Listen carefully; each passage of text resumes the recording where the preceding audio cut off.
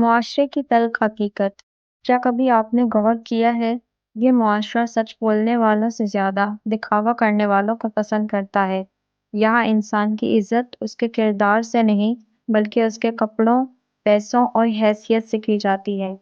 اگر آپ خاموش ہیں تو لوگ آپ کو کمزور سمجھتے ہیں، اور اگر اپنے حق کی بات کریں تو بدتمیز کہہ دیتے ہیں۔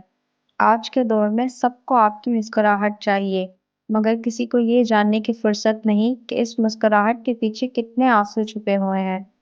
کتنی عجیب بات ہے، جو شخص ساری زندگی دوسروں کے لیے جیتا ہے، اکثر وہی سب سے زیادہ تنہا رہ جاتا ہے۔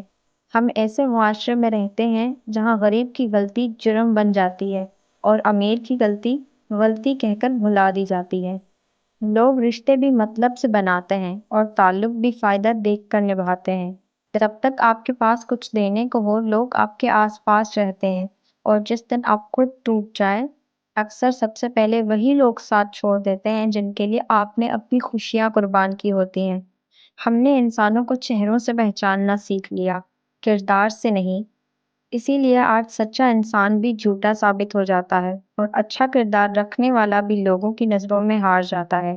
سوشل میڈیا نے ہمیں ایک دوسرے کے قریب کم اور ایک دوسرے سے مقابلے میں زیادہ لگا دیا ہے۔ ہر کوئی اپنی خوشیوں کی تصویر دکھا رہا ہے، مگر اپنے دکھ کسی کو نہیں دکھاتا۔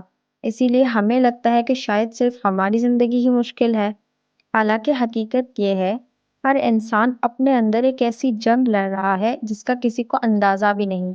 معاشرے کی سب سے تلخ حقیقت یہ نہیں کہ لوگ بدل گئے ہیں، بلکہ یہ ہے کہ اب کسی کو کسی کا درد محسوس ہی نہیں ہوتا۔ ہم خبر تو سب کی رکھتے ہیں، مگر خبر گیری کسی کی نہیں کرتے۔ ہم فیصلے بہت جلدی کرتے ہیں، مگر کسی کو سمجھنے کی کوشش بہت دیر سے کرتے ہیں۔ یاد رکھیں، اچھا انسان بننے کی کوشش کبھی مت چھوڑیں، چاہے دنیا آپ کی اچھائی کی قدر نہ کرے، کیونکہ لوگوں کا رویہ ان کی تربیت بتاتا ہے، اور آپ کا کردار آپ کی پہچان۔ اگر آپ کے دل میں کسی کے لیے نرمی، عزت اور ہمدردی باقی ہے، تو یقین کریں آپ آج بھی اس معاشرے کی سب سے خوبصورت امید ہو۔ اور آخر میں صرف ایک بات، دنیا بدلنے سے پہلے خود کو انسان بنانا سیکھیں، کیونکہ معاشرے کی سب سے بڑی کمی اچھے قوانین نہیں بلکہ اچھے انسان ہیں۔